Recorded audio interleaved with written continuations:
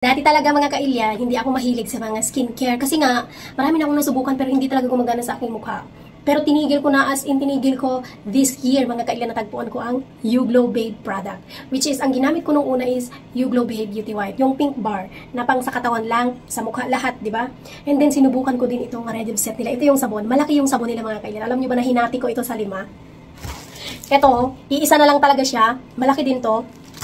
Tapos, ito yung pang-4. Pang-5 ko, yung ganito kong mga kailan na isang hiwa dahil naubusan ako ng Beauty White Soap na pink bar na pangkatawan. Ginagamit ko to sa aking katawan. And alam nyo ba, yung isang hati nito umaabot ito ng 3 weeks kahit gamitin ko sa aking mukha at katawan. So 3 weeks sa 5 hati, ikaw na magbilang kailan ang laki ng sabon nila.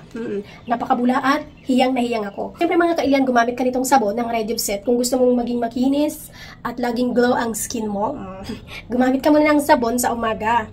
Pagkatapos gamitan mo ng toner, tapos, gamitan mo ng sunscreen. Sa gabi naman, magsabon ka ulit. Gamitan mo ulit ng toner at gumamit ka ng Rejuve cream. At kapag nagpipil na ang iyong balat sa mukha, pwede mo nang gamitin ito every other night. Kasi ganun ako. Once na nagpil na yung aking mukha or yung aking pisngi, yung balat, ginagamit ko na lang to every other night. Hindi na siya everyday. Depende kung gusto mong every night, pwede rin naman. So, ito, yung ginagamit ko, mga kailyan. Tignan nyo itong sabon ng Rejuve set. Hiyang ko itong gamitin kahit sa katawan, mga kailyan. Mabula siya. Diba? Alam nyo, hindi talaga ako gumagamit ng mga ibang dati, kasi kung gumamit man ako, tinitigil ko agad. Hindi ako nagtatagal kasi nga naglalabasan ang mga acne ko, hindi ko hiyang. Pero sa YouGlow Babe, dito ko natagpuan. At dito ako naging masipag na gumamit ng skincare. Kasi nga naman, ang Rejuve set ng YGB may mga active ingredients na malic acid, turmeric acid, lactic acid, kojic acid, niacinamide, glycolic acid, at iba pa. Kaya ano pang inaantay mo kay Ilian? Gusto mo rin bang maging glow ang iyong skin? Yung glassy looking na kahit pagod ka, hindi looking haggard?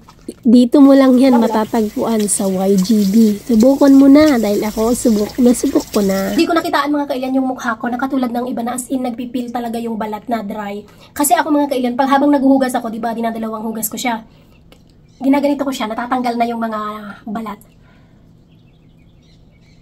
Yan lang, yung hindi madiin, parang mild lang siya, tapos natatanggal yung mga balat na namalat na sa aking mukha. So, hindi mo siya makikita talaga ng katulad ng iba na mag-dry. Ayan yung aking naglighten ng mga kailyan yung aking mga acne marks. So ginaganito ko lang siya ng magaan. Laki na ng naglighten na talaga yung mukha ko dati dry tapos pale. Ngayon mga kailyan, tuwang-tuwa naman ako sa effect ng YGB. Tapos na tayong maglagay ng sabon, maghugas ng sabon. Ngayon naman, gagamitin na natin itong sunscreen ng YouGlow Babe for sun protection. Ang gusto ko dito mga kailan, meron siyang, pagbukas mo, meron siyang kutsara. O, parang kutsara siya, ang cute-cute. Diba? Pero dahil may dumikit dito sa, ilagay natin kasi sayang. Yan, tapos ibalik mo lang. Tignan nyo yung itsura kapag nalagyan ng. Ang ganda rin ng amoy nito mga kailyan, bet na bet ko siya.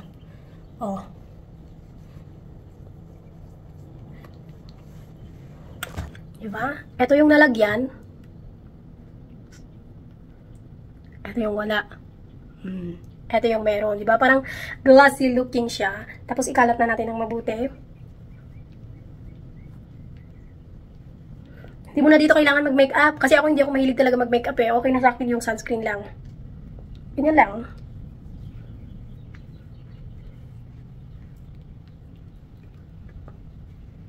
Kasi dito lang naman ako sa bahay, mamaya maliligo pa naman ako kasi matutulog ako.